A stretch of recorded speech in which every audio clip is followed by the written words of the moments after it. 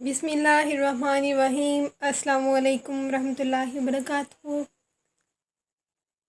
گری پڑی چیز کے متعلق بھی ہمیں آگاہ کر دیا گیا ہے کہ اگر کوئی چیز گری ہوئی دیکھیں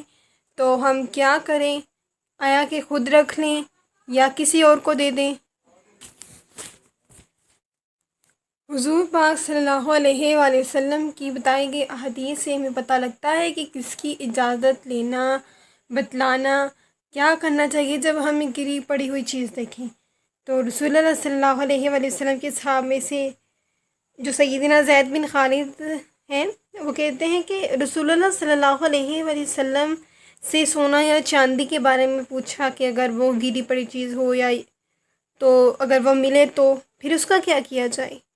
تو پھر آپ صلی اللہ علیہ وآلہ وسلم نے فرمایا کہ پھر اس کی پہچان کرائی جائے، سال بھر میں مطلب جو لوگ ہیں ان سب میں مشہور کر دیا جائے کہ یہ چیز ملی ہے، یہ چیز گم ہوئی ہے، اگر کسی کی ہے تو وہ لے لے، اور اگر کوئی نہ پہچانے تو اس کو خرچ کر ڈالو، لیکن وہ تمہارے پاس پھر امانت رہے گی، اور صرف کرنے کے بعد جب اس کا مالک کسی بھی دن اگر تم سے مل جائے تو پھر تمہیں اس کا ادا کرنا ہوگا۔ کیونکہ سیدنا زید بن خالد نبی کریم صلی اللہ علیہ وآلہ وسلم سے روایت کرتے ہیں کہ آپ صلی اللہ علیہ وآلہ وسلم نے فرمایا، جس نے گری پڑی چیز مشہوری کے بغیر رکھ لی وہ گمراہ ہے۔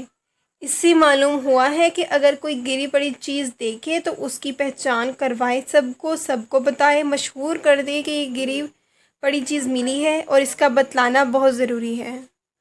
تو اگر آپ کسی کی چیز استعمال کرنا چاہتے ہیں تو ضروری ہے کہ آپ اس کی اجازت لے لیں، کسی سے بنا اجازت کے کچھ بھی نہ لیں۔ یہاں تک کہ اگر آپ فروٹ لیتے ہوئے بھی آپ زائد اگر کوئی چیز لے لیتے ہیں، کھا لیتے ہیں کھڑے کھڑے پاس سے اس کے، تو پھر اس سے پوچھ کر کھائیں کہ بھیا یہ ایکسٹرا میں کھا رہا ہوں۔ اگر آپ کسی دکان پہ جاتے ہیں تو ایسی اگر کوئی آپ ایکسٹرا چیز دے لیتے ہیں تو اگلی کو لازمی باخبر کریں، وہ چیز آپ کی گناہ میں شمار نہ ہو جائے اگر آپ اس کی اجازت کے بنا کچھ کھا لیتے ہیں تو اس لیے ہمیں اجازت لینا بہت ضروری ہے۔ نبی کریم صلی اللہ علیہ وآلہ وسلم نے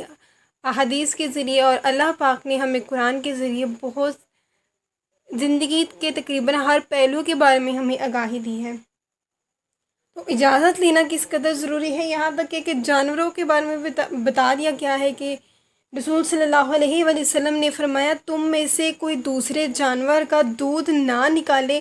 لیکن اگر اس کی اجازت لے لے دوسری بندے کی تو پھر دودھ نکال سکتا ہے۔ کیا تم میں یہ کوئی جانتا ہے؟ رسول پاک صلی اللہ علیہ وآلہ وسلم نے فرمایا